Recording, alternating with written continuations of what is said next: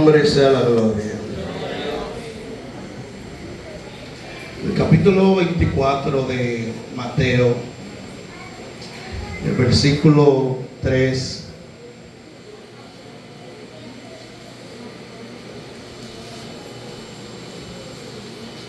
Versículo 3.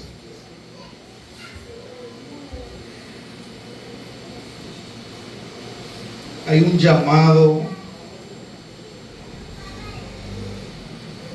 una conversación que como iglesia creo es necesario que prestemos atención. El versículo 3 dice: y estando él sentado en el monte de los olivos, los discípulos se acercaron aparte diciendo: dinos, ¿cuándo serán estas cosas? ¿Y qué señal habrá de tu venida y del fin del siglo? Y usted se preguntará, ¿qué tiene el tema que estamos viendo aquí, que tiene que ver con lo que tú has leído?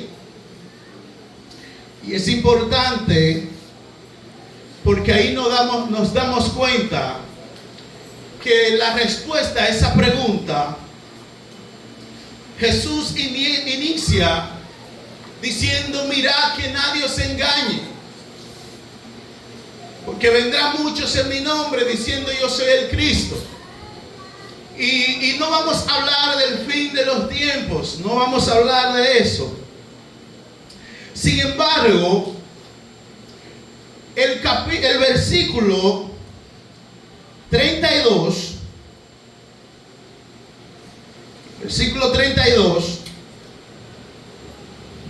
perdón,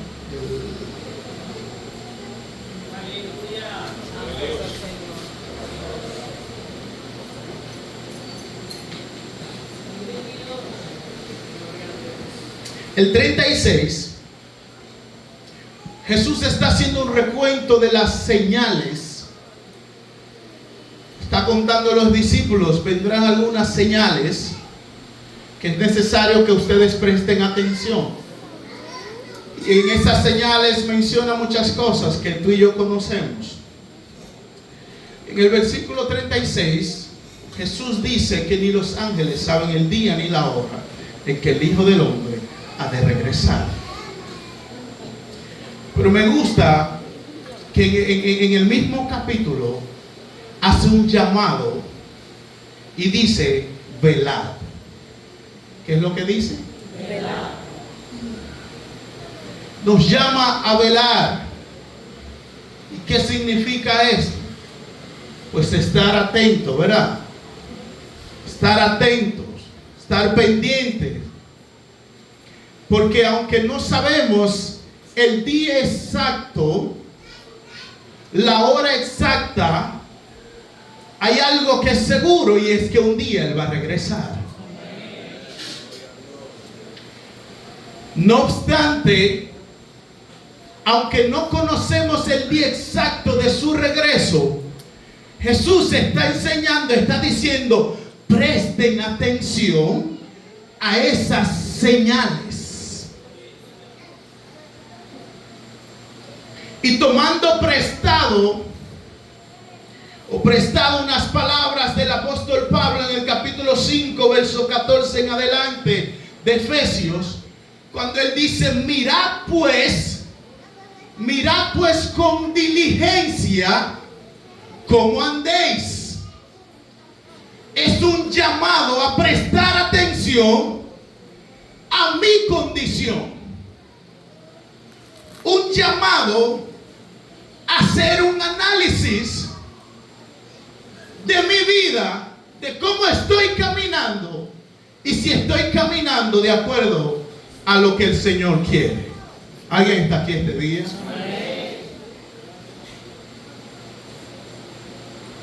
Habiendo dicho esto,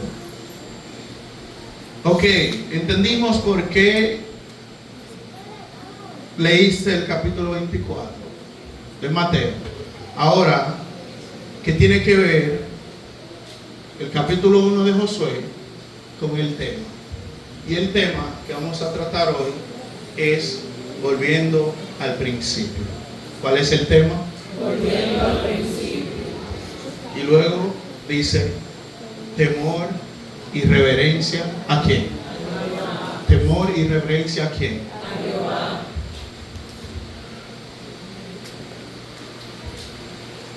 Proverbios 1:7 dice, el principio de la sabiduría es el temor a Jehová. Amén. ¿Por qué capítulo 1 de Josué, los versículos en adelante?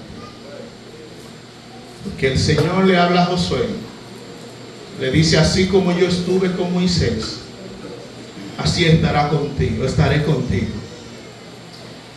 Sin embargo, entiende esto, necesito que tú te esfuerces. Esfuérzate y sé valiente. ¿Qué es lo que le dijo? Pero más adelante luego dice, esfuérzate y sé muy valiente. Y cuando dice esfuérzate y sé muy valiente, luego dice de guardar los mandamientos y la ley que le he dado a Moisés, que he dejado a Moisés. Y no quiero redundar en esa parte porque no vamos a hablar ese no es el tema.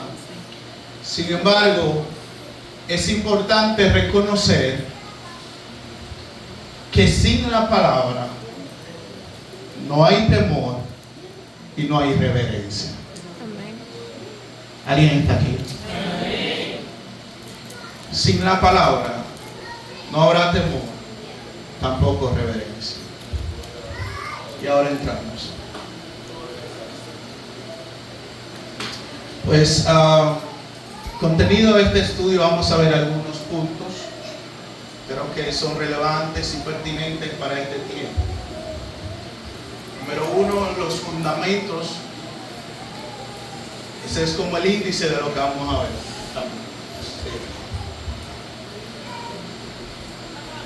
Y el propósito de este estudio nace de una necesidad urgente. Volver a poner delante de la iglesia la grandeza, la santidad, la autoridad y la majestad de Dios.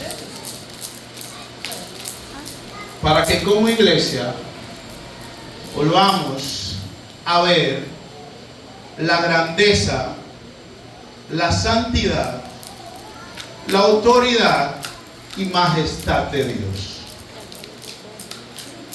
Se habla mucho de bendición, prosperidad, pero poco de reverencia, santidad y temor a Jehová. Cuando una iglesia pierde el temor de Dios, puede conservar el lenguaje religioso, pero comienza a perder el peso de la presencia divina.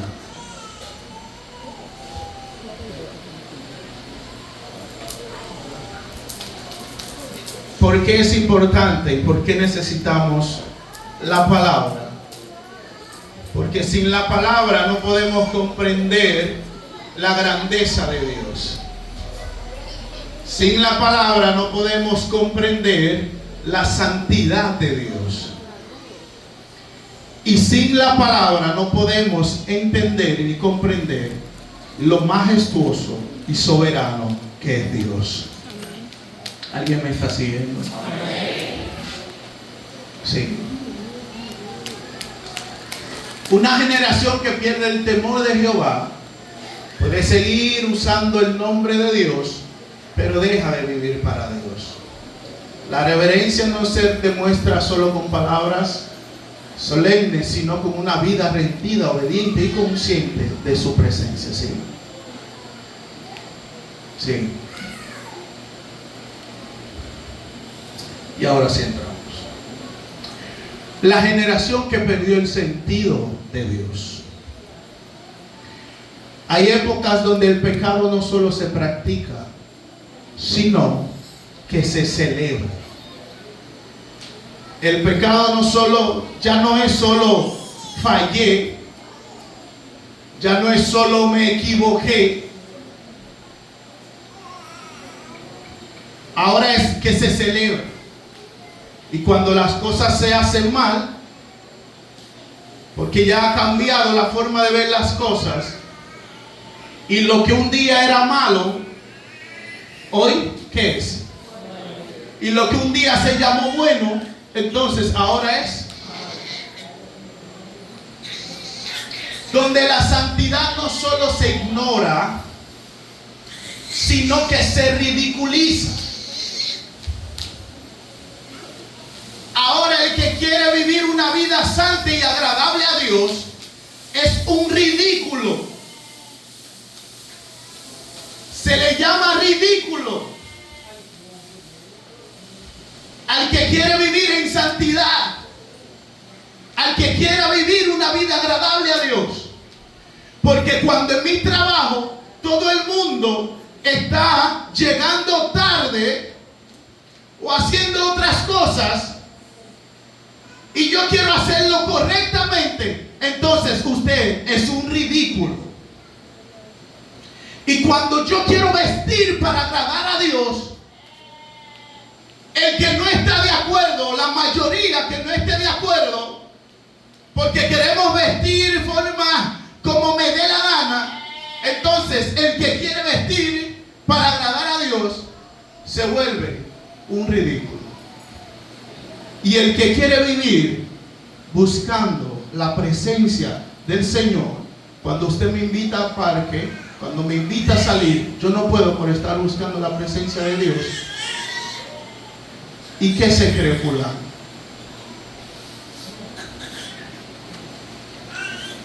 ¿Qué es lo que nos creemos?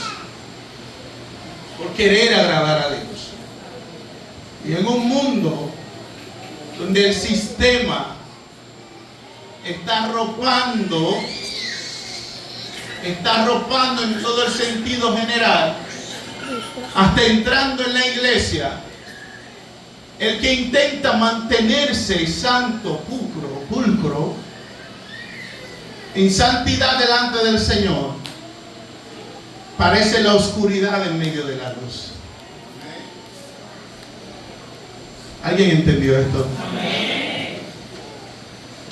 Cuando todo el mundo está haciendo lo mismo, todos estamos haciendo lo mismo, y las respuestas son: es que todo el mundo lo hace. Y si fulano roba, yo puedo robar también. Y el que un día se levanta, igual que Samuel, y dice que aunque todos abandonen el altar, yo voy a permanecer en el altar. Y cuando yo entiendo este principio, digo que aunque el mundo se olvide de la ley de Dios, yo voy a mantenerme en la palabra, en sus estatutos. Entonces, lo que se supone debería ser o debe ser la luz en la oscuridad, parece ser la oscuridad en medio de la luz. Porque todo el mundo está siguiendo la misma línea. Y el apóstol Pablo, en el capítulo 12 de Romanos, hace un llamado cuando dice: nosotros no estamos llamados a seguir las normas del sistema, no vamos a seguir la corriente. Más bien, por medio del entendimiento de la palabra, es necesario que nuestra mente sea renovada. Y lo único que tiene el poder de restaurar, de cambiar una mentalidad dañada, es la palabra de Dios. Porque no basta con que yo me levante un día y diga: no voy a seguir el sistema. Olvídese de eso. Tarde o temprano terminamos cediendo. Y el apóstol Pablo está enseñando: es necesario que nos ofrezcamos en sacrificio vivo primero, Porque yo tengo que matar mi ego, tengo que matar mi orgullo primero, yo tengo que morir primero para que yo pueda vivir de acuerdo a su voluntad. Y cuando yo me ofrezca en sacrificio vivo, que es el culto racional, que es el verdadero servicio, entonces mis ojos se van a abrir. Y cuando mis ojos se abran, voy a poder entender que su voluntad, la voluntad buena de Dios, es agradable y perfecta.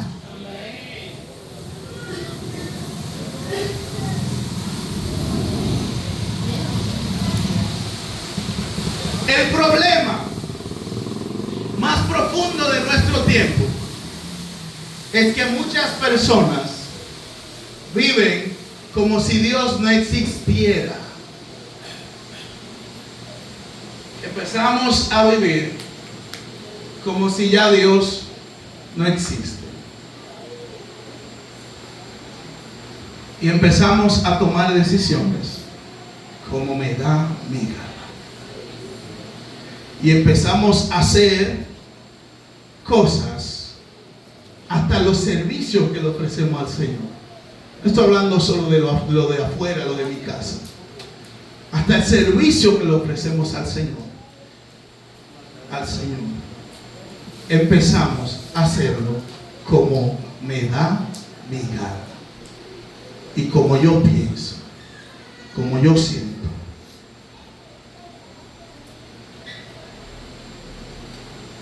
Y se ha acabado el consultar a Dios. Y ya consultar a Dios ya no es una práctica, porque ya lo sacamos de nuestro vocabulario.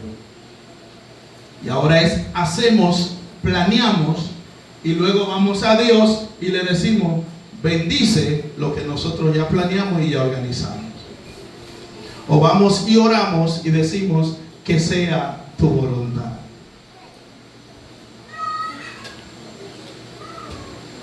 Cuando se supone que si servimos a un Dios vivo y de poder, debemos estar sujetos a sus estatutos. ¿Alguien está aquí?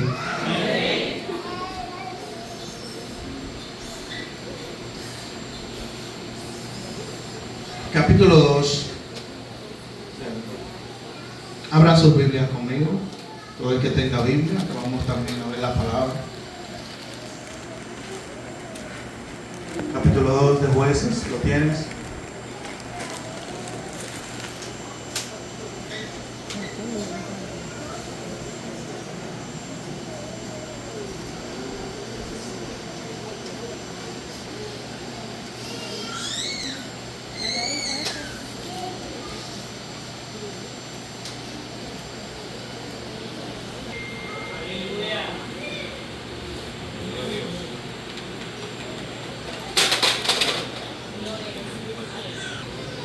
Jueces capítulo 2 versículo 10. ¿Lo tiene Eli?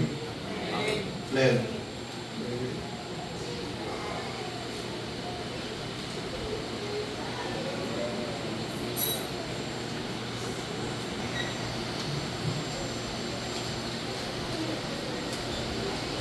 ¿Qué es lo que acabamos de ver aquí?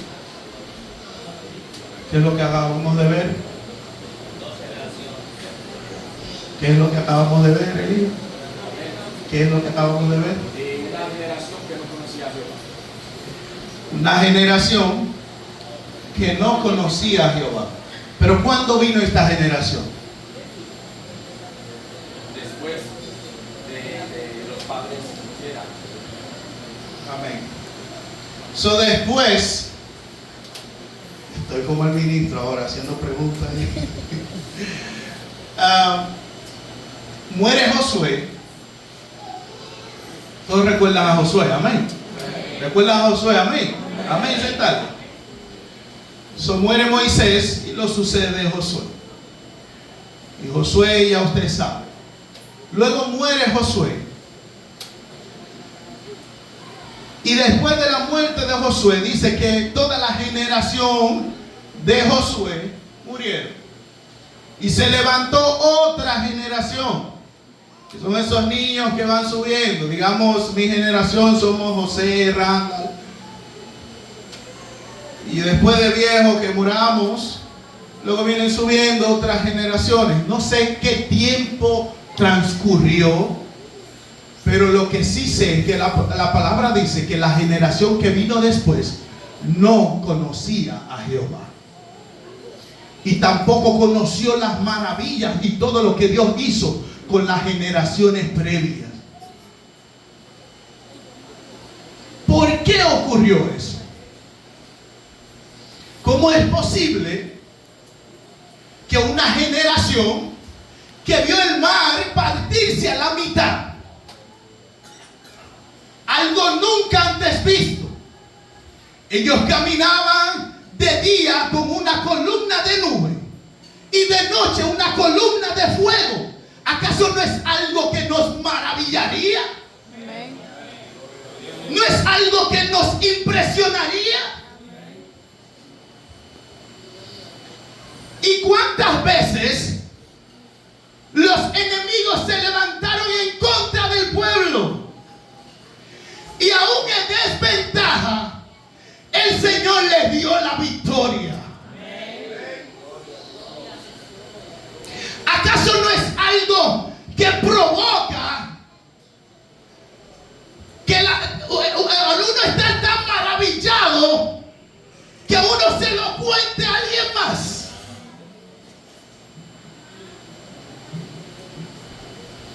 Ellos vieron milagros y proezas,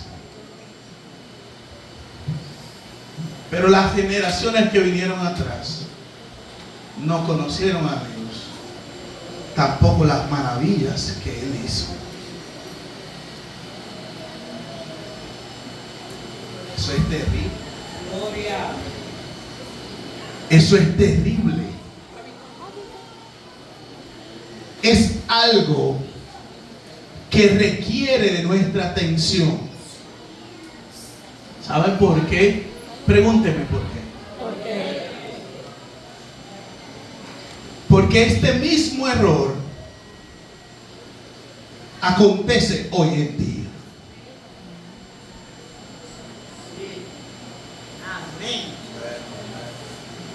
Porque el mismo error acontece hoy en día. Padres que conocieron el temor y la reverencia a Dios, y conocieron a Dios, y conocieron la vida de oración y la relación con Dios, pero no le inculcaron eso a sus hijos. Y ese fue el problema de esta generación. Sí vieron a Dios hacer milagros, sí vieron a Dios abrir el mar, sí vieron la mano de Dios, sí vieron el monte humillando ante la gloria de Dios, pero fallaron en transmitir, fallaron en pasar a la siguiente generación el mismo temor y la misma reverencia a Dios.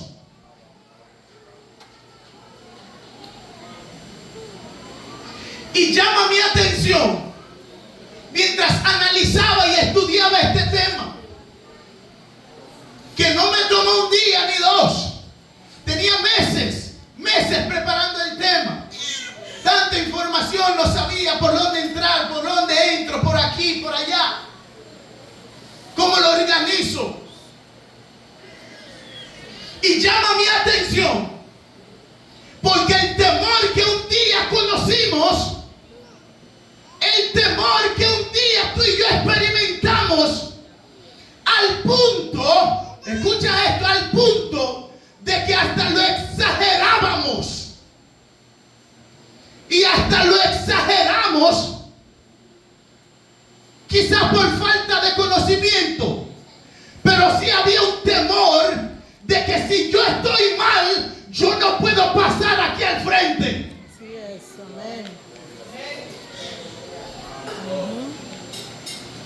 Sí. Y ese temor llegó al punto, hablaba con un ministro el otro día y me recordó algo y dije, bueno, esto va también para el tema. Teníamos tanto temor que nadie se atrevía a subir al altar. ¿Usted recuerda eso? Que había hasta como miedo. Que aunque no es, presta atención, aunque no es el temor del que quiero hablarte hoy, de miedo, sino de un respeto que se está perdiendo hacia el Señor. Un respeto santo, un respeto hacia la santidad de Dios, un respeto hacia la soberanía de Dios, que en este tiempo se está perdiendo. Y por eso es necesario volver al principio, donde un día la iglesia le tenía temor a Dios. Y lo que hacía, lo que sea que tuviéramos que hacer, había que ir a consultar a Dios. Porque lo que yo iba a hacer no era para mí, no era para mi deleite. Antes había una pregunta: ¿le agrada a Dios? ¿Le va a agradar a Dios? ¿Está bien delante de Dios? Ahora se dio bien, me gusta, me parece bien. Y nos hemos alejado del temor y la reverencia, porque no es como yo quiera hacerlo, no es ni siquiera como yo sienta hacerlo, es a la manera de Dios. Y yo sé que muchas veces pensamos a la manera de Dios, es como Dios va a bendecir a su manera, Dios va a hacer esto a su manera. Te estoy hablando de a la manera de Dios, en que la manera que Él quiere que se adore es la manera que tú y yo tenemos que adorar. Y la manera en que Dios pretende que nosotros prediquemos es la manera en que hay que predicar. No como yo sienta, como yo quiera. Hay que volver al principio.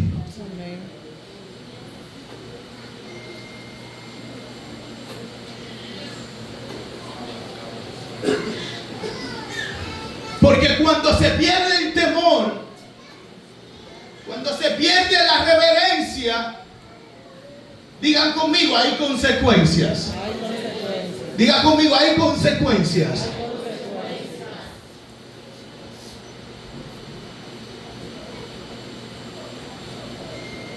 Y una de esas es que el pecado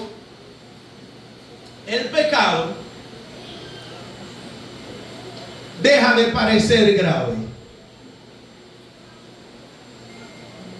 El pecado deja de parecer como grave. Y empezamos a utilizar no es nada. O minimizamos un pecadito, es una mentirita,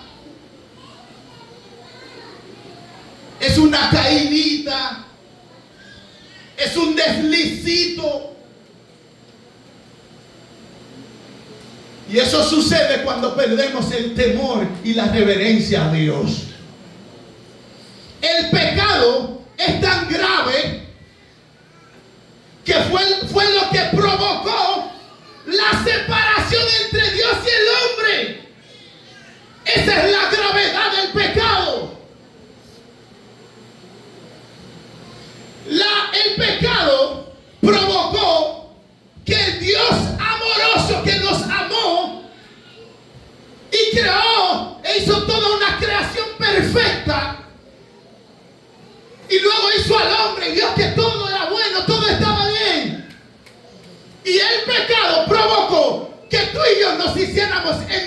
enemigos de Dios. ¿Alguien está aquí conmigo? El pecado te hizo a ti enemigos de Dios. ¿El pecado es grave o no es grave? ¿Es grave o no es grave? Nos separó. Nos separó. Pero qué bueno. Diga conmigo, qué bueno.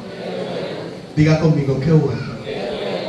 Que su Hijo vino a morir por nosotros. Denle aplauso al Señor por esto.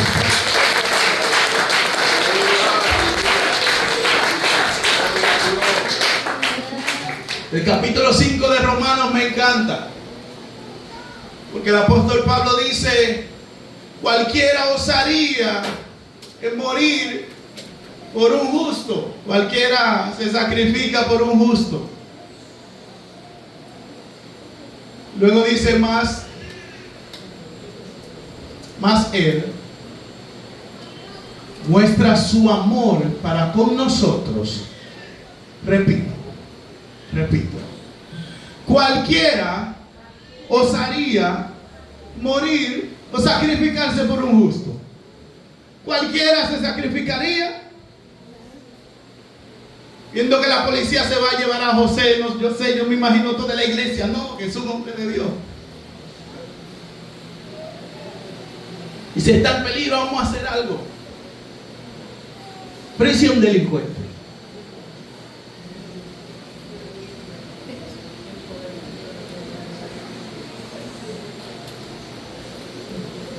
Y nuestra mentalidad es malo si se lo están llevando, ¿verdad? Sentado. Pero el Señor, su palabra, el apóstol Pablo dice: mas Él muestra su amor para con nosotros, en que siendo aún pecadores, Cristo murió por nosotros. Este es el amor de Dios para con nosotros, en que no mereciendo nada, siendo aún pecadores, Él murió por nosotros. Teniendo en cuenta eso, significa que vamos a pecar a la ligera y vamos a empezar a ver el pecado como un no es nada. Así es como vamos a empezar a ver.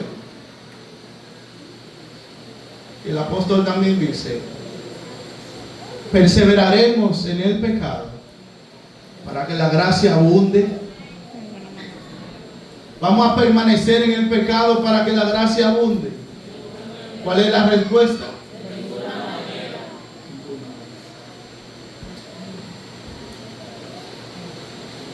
Y cuando perdemos el temor, la oración se vuelve ¿qué? Opcional. ¿Cómo se vuelve la oración? Opcional. Ahora la oración, cuando perdemos el temor, es cuando yo tenga tiempo. Cuando yo tenga tiempo. Cuando Jesús le habló de la oración a sus discípulos, utilizó una palabra, dijo: cuando oren. No utilizó si oran. ¿Qué dijo? ¿Qué significa eso? ¿Qué significa eso? ¿Qué significa? ¿Qué significa? ¿Cuál es la diferencia entre si lo hace y cuándo lo hace? ¿O cuándo lo hace? Si lo hace por si acaso. Al utilizar si lo hace. Vamos, ven.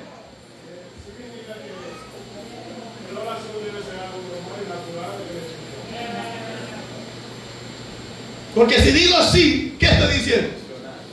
Es opcional. Dijo, cuando ore. Así que tú y yo estamos llamados ¿a qué? ¿A qué estamos llamados? Y cuando una iglesia abandona la oración, no estoy hablando de manera individual, estoy hablando como iglesia. La iglesia no puede darse el lujo de empezar a orar de manera opcional. La iglesia, estamos llamados a ser una iglesia de oración. Porque cosas suceden cuando la iglesia está de rodillas. Y lo que estamos peleando atento a carne, si estuviéramos de rodillas hace rato que Dios lo hubiera hecho.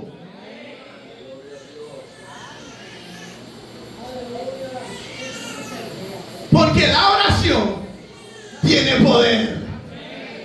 Pero no porque yo ore. No solo porque yo ore. No es porque yo ore. Sino es a quien le oro. Estamos llamados a vivir una vida de oración. Dije que tenía mucha información, estoy ahí parado todavía. Pero cuando me senté a leer la parábola del sembrador, llegué al punto de preocuparme. Porque en este tiempo no es cuestión, no es falta de palabra.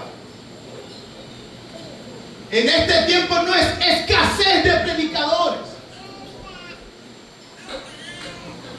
No es escasez de eso. Sino más bien, como dice la parábola, el sembrador salió a sembrar. Uno cayó en el camino. Otro entre pedregales, entre espinos. Y la semilla sí se regó. Diga conmigo, sí se regó. Sí se regó. No es que no se está regando la semilla.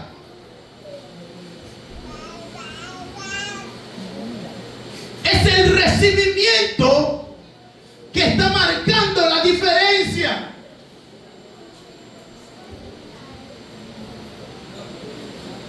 Es el recibimiento. No es escuchar, no es que no escuchamos. Ahí es donde surge la pregunta: ¿cuándo vamos a empezar a aplicar y a vivir la palabra? ¿Cuándo vamos a empezar a vivir de verdad la palabra? ¿Y cuándo vamos a empezar a tomar en serio y de verdad el evangelio? Bien hablaban los hombres de Dios estos días y tocaron parte de lo que estoy diciendo ahora. Que lo tenía y ellos tiraron y dijeron: ok, es Dios, vamos. ¿Cuándo vamos a tomar el evangelio en serio? ¿Hasta cuándo vamos a seguir con el evangelio como la segunda opción? ¿Hasta cuándo? Mi trabajo es lo primero. Número 1 es mi trabajo. Número 2 es mi familia. No puedo orar, no tengo tiempo. No tengo tiempo de hacer nada. Pero si de repente hay algo en la capital, dejamos todo y hacemos así, mire.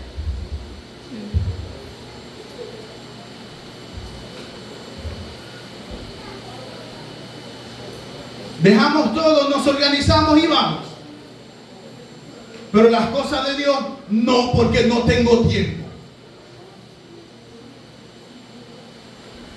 No puedo. Tenemos un montón de excusas. Aleluya. ¿Hasta cuándo? ¿Cuándo vamos a empezar a ver el evangelio de verdad en serio? Porque cuando tomemos a Dios en serio, entonces Dios nos va a tomar en serio también.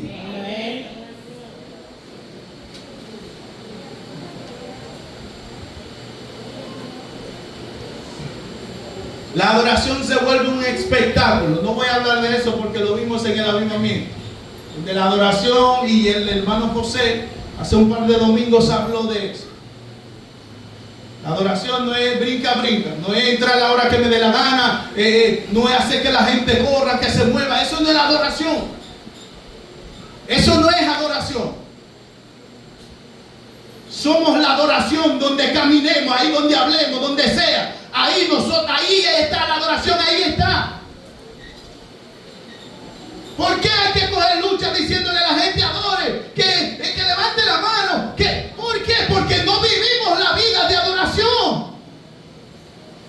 Y queremos venir aquí a demostrar que adoramos. Y hasta el éxito de nuestra adoración. El éxito, escucha esto, de mi adoración va dependiendo de la reacción del pueblo. En español ahora. Si la gente brincó conmigo, gritó mucho, levantó la mano, estuvo buena mi adoración. Pero si se quedaron así tranquilitos como están ahora, Señor, ¿qué pasó? Lloré. No se dio buena. ¿Pero por qué no se dio buena? ¿Por qué? Entonces, el éxito de mi adoración se mide por la reacción de la gente.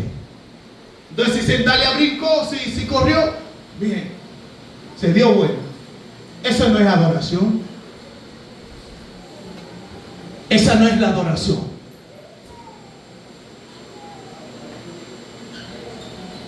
En mi trabajo, ahí yo adoro, ahí en mi trabajo. No cantando. No es diciendo gloria a Dios en el trabajo.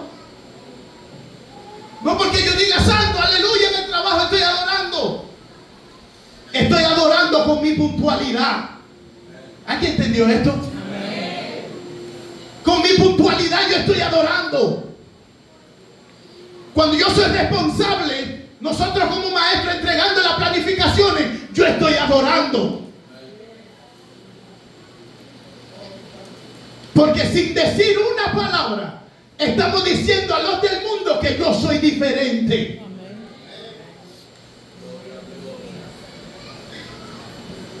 Y ellos están viendo en ti que aunque no hay un ponche, escucha esto, aunque no hay un ponche, pero hay una hora establecida de llegada. Y aunque el director está encerrado en la oficina, los ojos de Jehová están en todo lugar, viendo al que hace lo malo y al que hace lo bueno. Amén. Sus ojos están en todos lados. Pero hemos distorsionado tanto la adoración. Dije que no iba a hablar de eso, José. Hemos distorsionado tanto la adoración que cuando se menciona adoración en mi mente hay canciones. Y por eso hay algunas canciones que te mueven y otras no.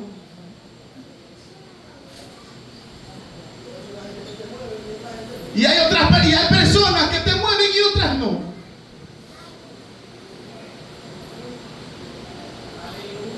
Y por eso yo puedo decir, qué hermoso es cada momento.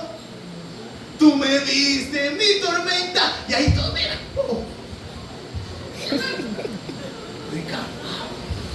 Y el movimiento clásico, el de ahora. Es el que no se queda atrás, el movimiento.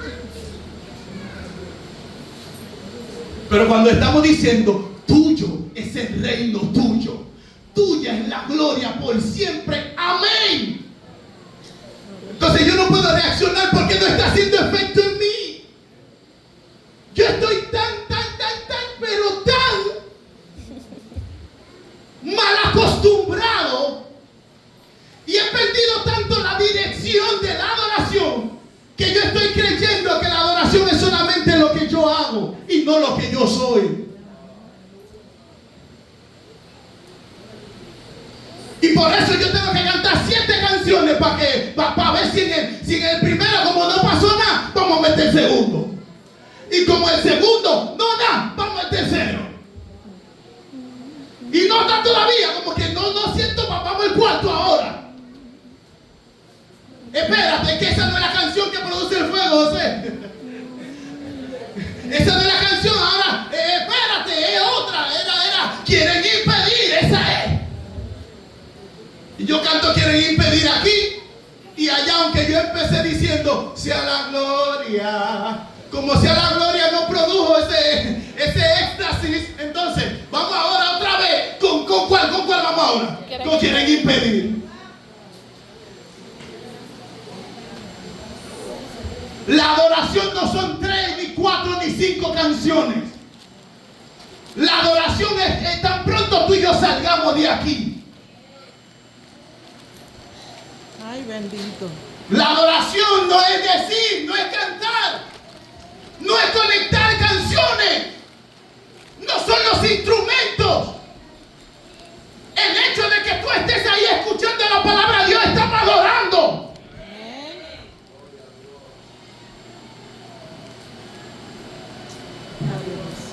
Y hasta que no establezcamos esas diferencias, vamos a estar en lo mismo. Cantando 10 canciones, 15 canciones. Y ni siquiera son canciones que alaban a Dios, ni que exaltan la grandeza de Dios. Las canciones sentimentales, cántelo para usted en su casa. O en la parte cultural. Que una parte yo siento, no sé, y cántela. El momento de adoración no es de uno, es de todos. Cuando dicen armonía, pasa que armonía está dirigiendo, pero es al pueblo completo.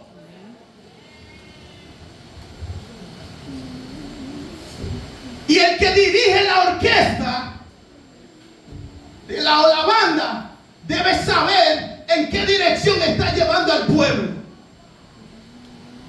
Si la alabanza está alimentando tu ego, tu ser, o está dándole glorias al Rey de Reyes y Señor de Señores. Hay que volver a orar y decirle, Señor, el domingo me toca la adoración. ¿Qué tú quieres que yo te cante? Me toca predicar. ¿De qué tú quieres que yo hable? ¿Qué tú quieres que yo diga? Él es que conoce todo, no eres tú. No soy yo. Porque cuando me toca yo voy a empezar a mirar. A ver, mira a y la barba. Estoy buscando.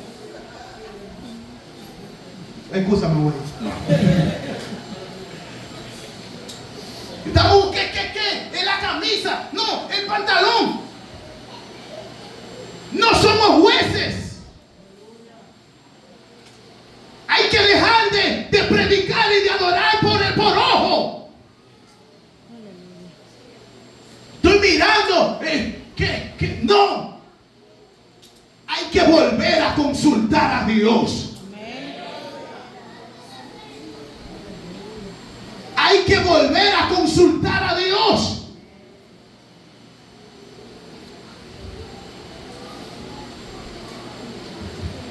Hasta la intención de lo que yo estoy haciendo.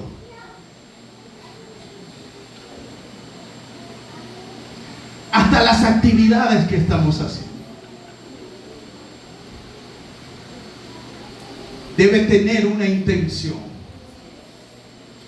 Y detrás de todas las actividades, si Dios no se va a glorificar, mejor no hagamos actividades.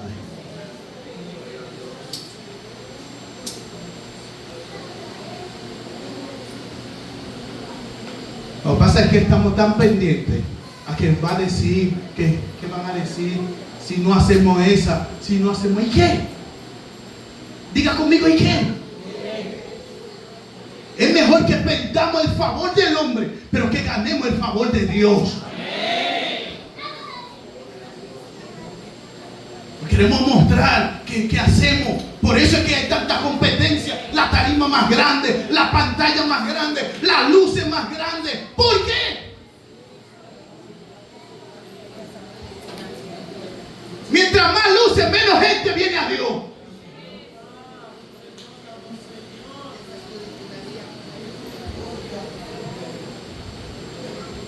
Un montón de actividades que he ido. Ustedes hemos ido. Luces, modernos y un montón de cosas. Gastando dinero que a veces ni tienen. Porque yo quiero mostrar algo. Que mi actividad se dio mejor. ¿Qué es eso? Hay que volver a consultar a Dios. Hace rato que arrebasamos a Dios. Y dejamos a Dios allá atrás. Y nosotros inventando cosas y haciendo un montón de cosas. Hay que volver al principio. Donde lo que hacíamos era que Dios se glorificaba en todo. Si Él nos está glorificando, mejor que dejemos eso.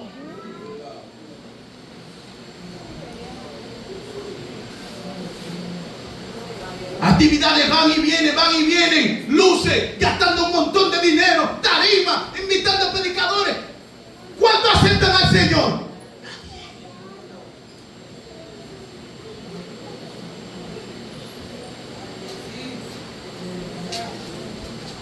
Y yo fui, los que fueron, van a recordar, fuimos a Batey 1. A una actividad que había, creo que era como 2 o 3 bocinas. Güey, recuerda, Bensalini allá en Batey 1. 2 o 3 bocinas. ¿Quiénes fueron conmigo? Nosotros. Ok. 2 o 3 bocinas. Había una batería, ¿era que había? No. Había una batería, era como una guira, una tamborita, una guira, una conga, ¿verdad? Señores, no había músicos ahí. Todo el que iba a cantar tenía que llevar músicos de ellos a tocar. Sí iban. Algunos tuvieron que atento a lucha ahí, peleando. Ni luz había. Era un bombillito que ni alumbraba bien. Y esa mujer habló de la palabra de Dios. Y terminó de hablar. Y un montón de gente pasó a aceptar al Señor. No hay luces. No son luces. No es tarima. No es como yo quiera, es como Dios quiera. Si hay que sacar una bocina, ya la sacamos. Si hay que cantar a capela, lo hacemos. Ahora si no hay músico, que recuerdo, Randa no estaba, Giovanni tampoco estaba. Y nos sentamos ahí esperando. Nos sentamos esperando.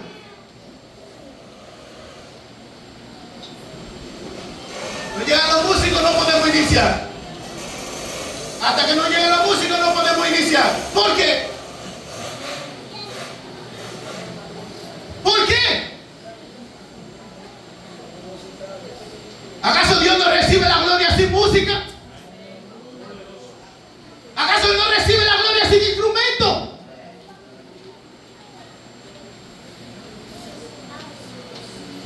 El apóstol Pablo, capítulo 11 de Romanos, le está hablando al pueblo, le está diciendo cómo Dios ha liberado a Israel y hablando de las maravillas de Dios. El versículo 35 me encanta porque es como si él mismo se maravillara de Dios. Es como si él mismo, hablando de Dios, pero llegó como a maravillarse y dijo: oh profundidad de las riquezas, cuán inescrutables son tus juicios, porque de Él, para Él y por Él sea toda la gloria.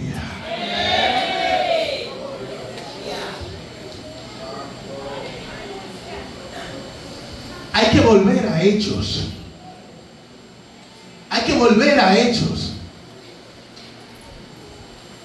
Donde Pedro se paró. No había músico, no había instrumento, no había nada. Pero él cargaba la gloria de Dios. El problema es que no podemos Volver al principio. Si no entendemos las áreas de nuestra vida que necesitan cambio. El problema más grande, hablé ahorita del sembrador, es que se está predicando: yo soy un mentiroso. Y se dice: los mentirosos no van al cielo. Y yo estoy sentado y yo hago esto. ¡Amén!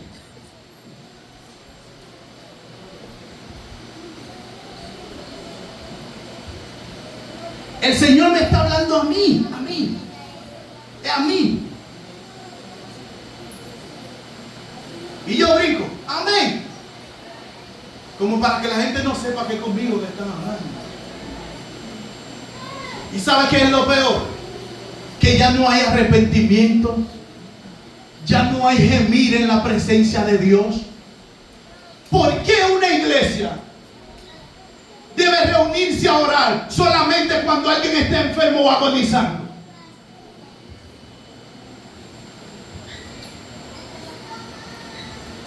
¿Por qué hay que convocar una oración a las 3? O venga los que estén disponibles un día cuando alguien esté enfermo. Esa no es la oración de la Biblia. La oración que enseñó Daniel. Que cuando se levante el enemigo, tú y yo no tenemos respuesta, porque ahí es que queremos ir a orar. Estamos en todo menos en lo de Dios. Hay que volver a Dios. Hay que volver a la santidad. Hay versículos que ya ni se mencionan en las iglesias. Sin santidad nadie verá al Señor. Hace mucho que yo no escucho ese versículo. Y hay un montón de actividades, ya la gente ni siquiera lo menciona. ¿Acaso Dios dejó de ser santo? ¿Fue que se acabó la santidad o qué?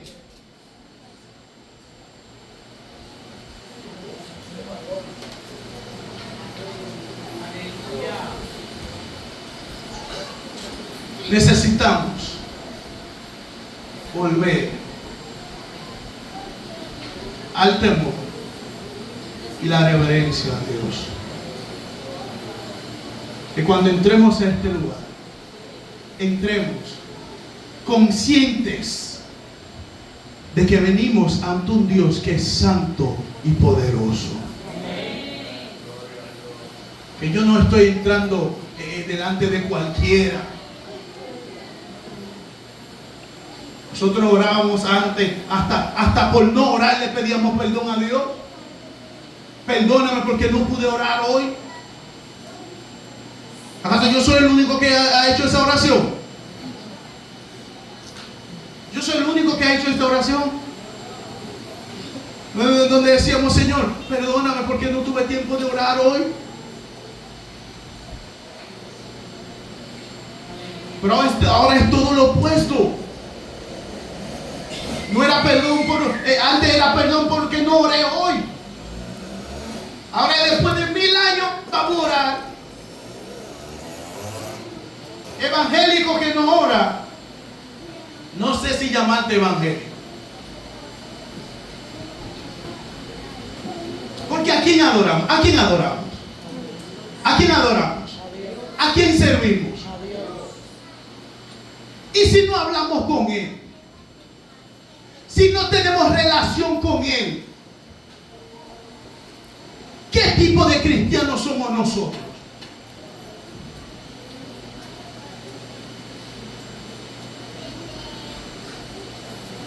Nos hemos dado el lujo de poco a poco permitir que la ligereza y la frialdad espiritual entre en nuestras vidas.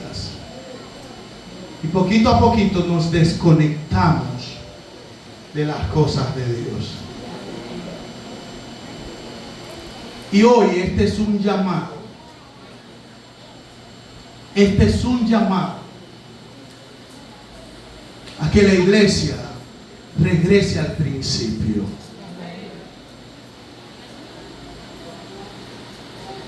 Es necesario volver al principio, donde la palabra es la autoridad absoluta.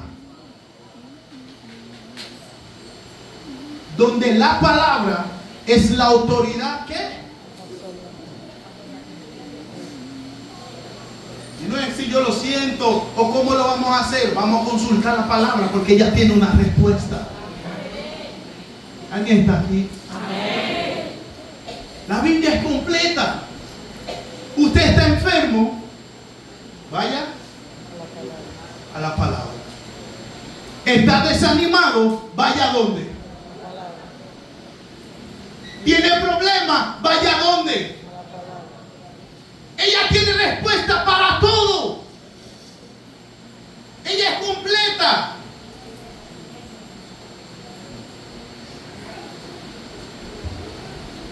La conciencia se vuelve negociable.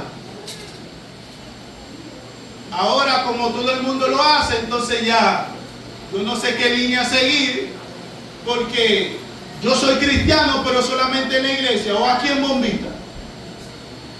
Por allá yo soy el teacher, yo soy el profesor allá. Y está separado. Una cosa no tiene que ver con la otra. Aquí adentro santidad y fuego. Por allá, si roban, vamos a robar también. Como todo el mundo lo hace, no es nada. Y ya mi conciencia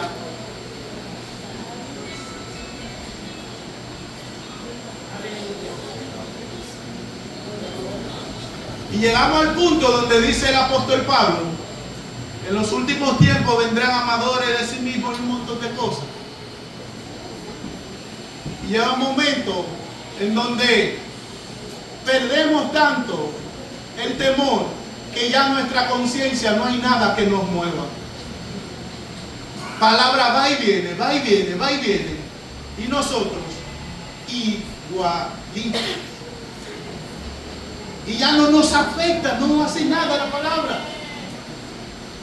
Hay que orar, pero no es conmigo que están hablando. Hay que ayunar, no es conmigo. Hay un bloqueo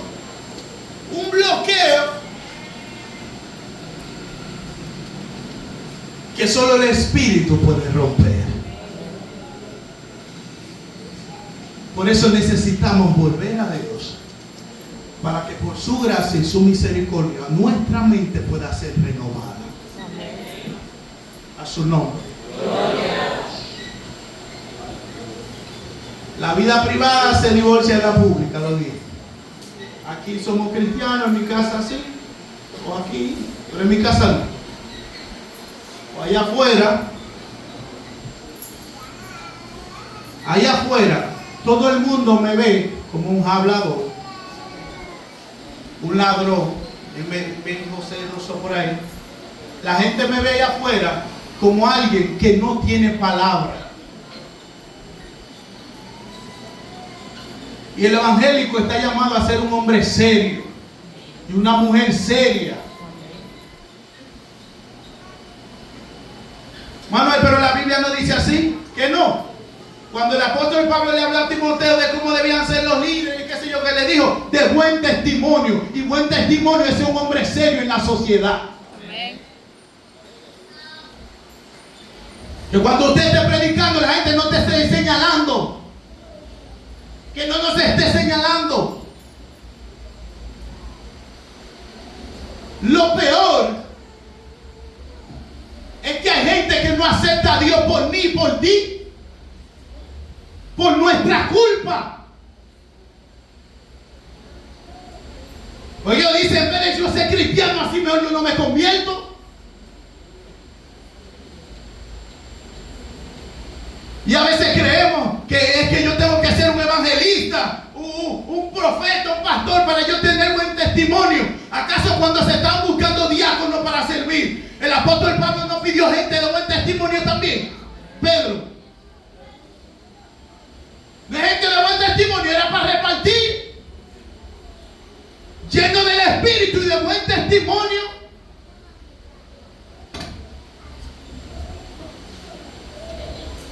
Para yo matarme con el vecino,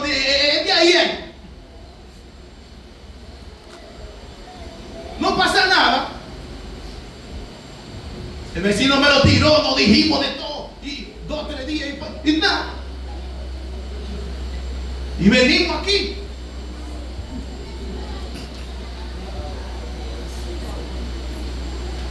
Y el vecino después pasando dice, oh, ¿y qué cristiano es? L'Evangile. ¿Cómo que dicen ellos? L'Evangile. Estamos llamados a dar buen testimonio. Nosotros hemos distorsionado un montón de cosas creyendo que el evangelio es aquí adentro, que el cristianismo es aquí adentro, que nada más cuando yo canto, cuando yo predico.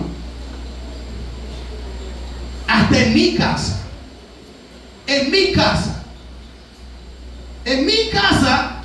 donde nada más estamos mi esposa y mis hijas, en mi casa yo estoy llamado hasta a dar buen testimonio.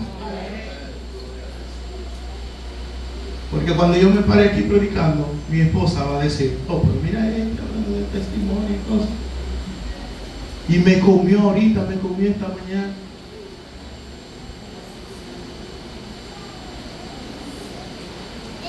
Y por nuestro mal testimonio, hay gente que su corazón se ha endurecido. ¿Alguien está aquí? ¿Alguien está aquí? A su nombre. Por mal testimonio, nuestro mal testimonio, si vamos a la cancha, nos matamos a la trompa con quien sea.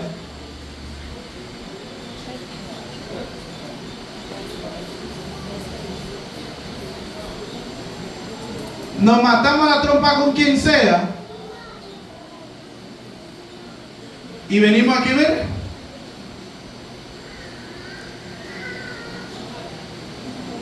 Y no nos duele ni un chin. Eso es lo malo. Ya no nos duele ya. ¿Usted me está entendiendo? ¿Me está entendiendo? A su nombre. A su nombre. Entiéndame, por favor. Que es que ya estamos en el punto donde ya no nos afecta nada. Ya no es por mensaje, no es que predicó fulano, no es que no predica. No, nosotros duramos una semana, la semana de dama y caballero. Y eso era palo para aquí, palo para allá, palo para aquí. Pasaron 2 o 3 semanas. ¿Y qué pasó? ¿Qué fue lo que pasó? Como si nada pasó de él.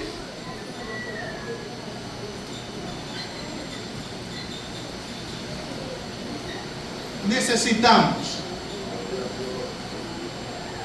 volver al principio y recuperar el temor y la reverencia a Dios. Cuando yo recupere el temor, usted se va a dar cuenta que por qué los predicadores de cierta forma cogen lucha hablando prácticamente de lo mismo. Porque estamos atacando los síntomas. Estamos atacando síntomas cuando la raíz del problema es el corazón. Y cuando el corazón se desconecta de Dios, eso no es como que me paré, dije, sí, ya. Se necesita un trabajo. La palabra entra y lo estamos escuchando. Y amén, sí. Pero tan pronto salimos como el sembrador, como la semilla, los afanes de la vida hacen que esa palabra haga así, mira, se vaya volando.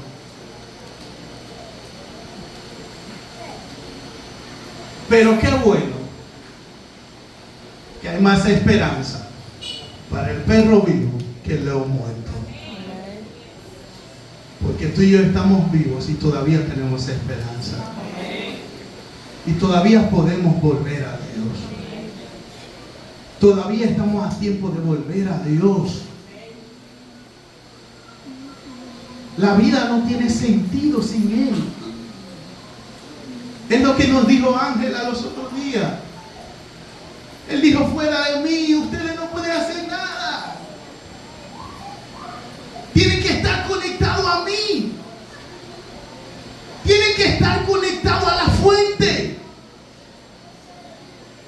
Así que necesitamos volver a la fuente, a su nombre, a su nombre. Y hemos dejado de preguntarnos si esto agrada a Dios, si me conviene. Ahora es, me conviene. Ya no es si agrada a Dios ahora. Es, me conviene. Me gusta. Ahora nos preguntamos, Yole, es si me gusta o si me conviene. Antes, los estudiantes, los universitarios, cuando había que seleccionar si chocaba con clase, elegíamos otro horario.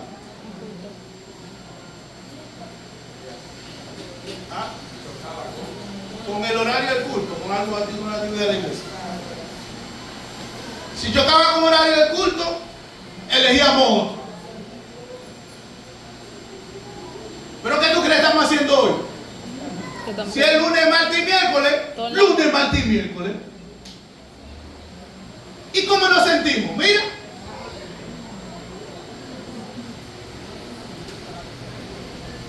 ¿Cómo nos sentimos?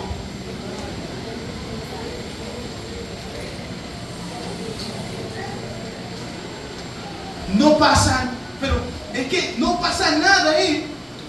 Es como que no pasó nada. No estoy en contra de estudiar. Yo estoy estudiando. No estoy hablando de ustedes. Que no digan, es conmigo. Es conmigo que yo estoy hablando. Contigo también sí. Porque pues con nosotros.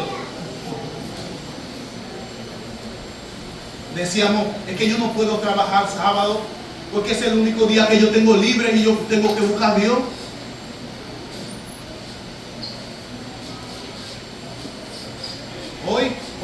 Hoy me meto esta noche en un silicio. Voy a orar, voy a buscar a Dios. Lo más triste es que tú vienes en vacaciones, oye, no día de fiesta, no día de clase. Tú vienes un día feriado, o clase, en vacaciones normal. Entonces déjame ver si por lo menos ahora vamos a llegar temprano porque es la excusa del trabajo.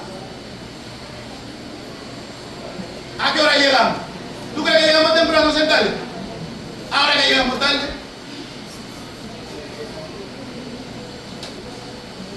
Si de 5 días que yo estoy trabajando, no tengo el tiempo suficiente porque hay que trabajar, ¿verdad?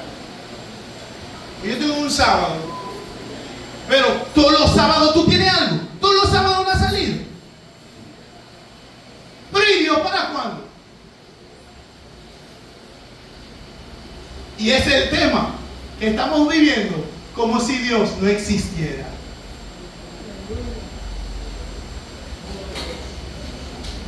No sé si dé tiempo de seguir, pero en mi definición, vamos a ver la definición de temor ahorita, como otro día. Pero en mi definición yo dije que el temor es entender que lo que está establecido en su palabra, lo profético de su palabra, es el temor. Lo profético de su palabra, mi definición, lo del pasado que se profetizó, se cumplió. Lo del presente se está cumpliendo. Y lo del futuro se va a cumplir. ¿Pero qué requiere eso? Entender que Él pudiera venir ahora mismo. Nosotros vemos como su venida, como tan lejos.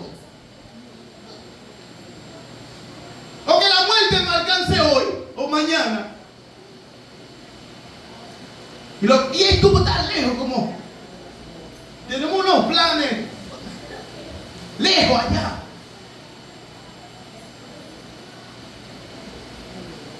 Y vivimos como en los días de Noé.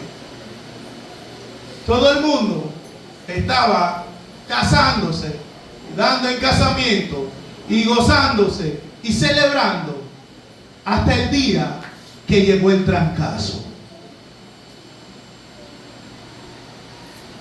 Y Dios es tan bueno. Dios es tan bueno que en casos como David, que cayó con se llama Betsabé, y él ahí en lo suyo, y Dios es tan bueno que tuvo que darle una galleta para que reaccionara. Y Dios es tan bueno que es posible que hoy sea la galleta que nosotros necesitamos para reaccionar. La pregunta ahora es: ¿qué vamos a hacer? Vamos a salir de este lugar y vamos a entrar mañana lunes como que no pasó nada, como que no hay un llamado. Voy a entrar a la hora que me dé mi gana. Voy a seguir normal. No hay búsqueda, no hay lectura de la palabra. La gente, y voy a hablar con los que ministran, cualquier parte, adoración, lo que sea. El ministrar es una gran responsabilidad. Tenemos una gran responsabilidad, y más cuando es predicar. Entonces a mí me causa ruido cuando tengo mensajes, no me acordaba, o no tuve tiempo.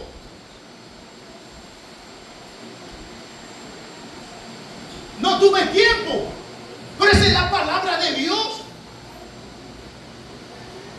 Y que cuando usted se para aquí hace dos cosas: o edifica o mata.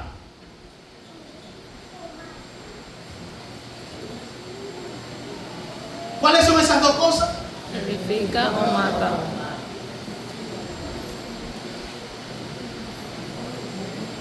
Estoy hablando de gente, salió ofendido, me mató. No estoy hablando de eso. Si el pecado confronta, la palabra te confronta, entonces te está edificando. Te está mostrando tu error, mi error. Pero cuando me paro aquí, empiezo a hablar de lo que sale en mi mente, no recuerdo, lo sé. Hay gente que quizás necesitaba una palabra y es el único día que entró aquí a recibir esa palabra.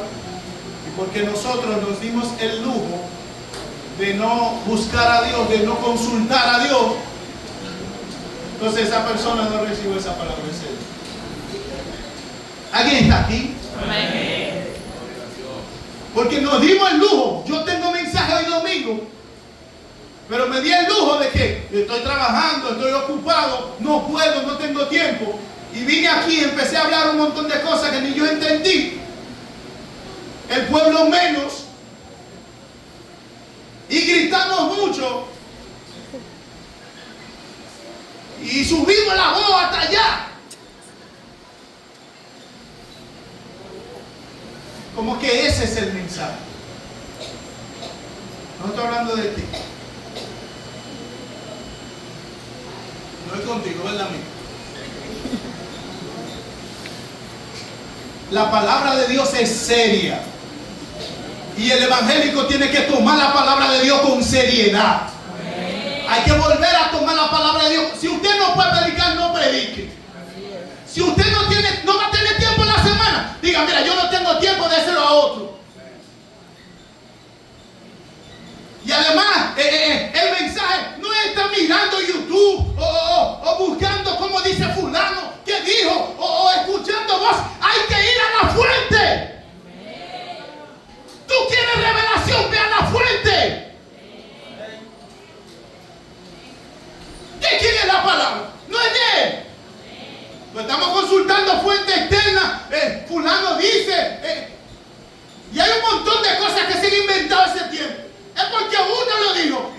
mundo siguió replicando, mira, replicando. No es porque buscando ahí a Dios en oración, Dios te lo reveló, nada. Escuché y me pareció bien. Y a veces eso ni base bíblica tiene, pero sonó bien. Y empezamos a replicar eso y a replicar eso. Y hablamos cosas que amamos, yo amo, hay que amar, pero el vecino tuyo está ahí, tú no le das nada. No le damos nada al vecino que vemos está sufriendo. Hay vecinos nuestros que ni siquiera le hablamos, hasta enemigos somos. Y hay que amar, hay que hacer. Pero nuestro corazón debe estar alineado a Dios primero. Debemos alinearnos primero. Porque eso no atento a fuerza. No atento a hacer y ya. Debemos buscar a Dios primero. Y cuando empecemos a buscar a Dios, Él mismo nos va a enviar.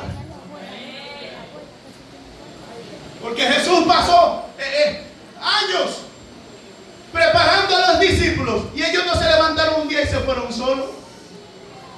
¿Quién los envió? Él mismo los envió. Pero Él les dijo algo importante. Le dijo, no se muevan de Jerusalén. ¿Qué es lo que le dijo? No se muevan de Jerusalén. Hasta que reciban la promesa.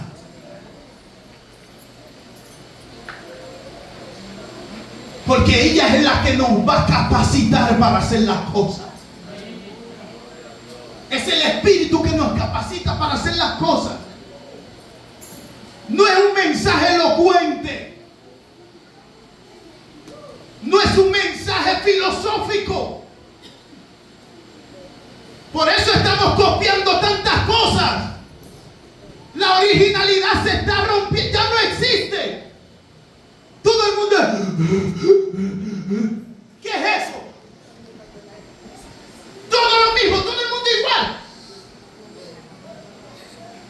Todo igualito. En serio.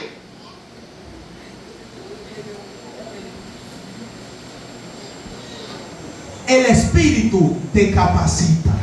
Amén. Amén. Bien decía José, un hombre que negaba, que tenía miedo a la gente, ahora se para y dice, ¿acaso yo voy a intercambiar mi relación con Dios por estar bien con ustedes? Usted me puede matar ahora mismo.